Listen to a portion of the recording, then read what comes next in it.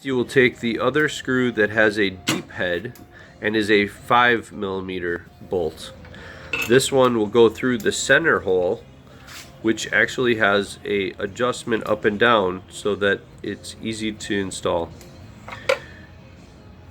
You'll take a 5mm Allen wrench and install this screw.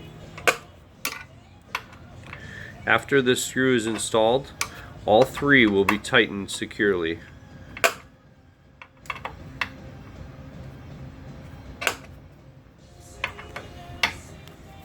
Again, this makes it so that the handlebar is on the inside of the motor mount, and outside of that towards the center of the unit is the landing gear.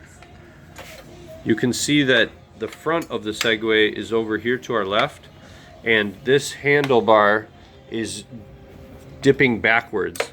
This is how you know that you have the correct right side unit. The right side unit also has an extra bar right here, okay, and that is going to be what actuates the sensors on the floor.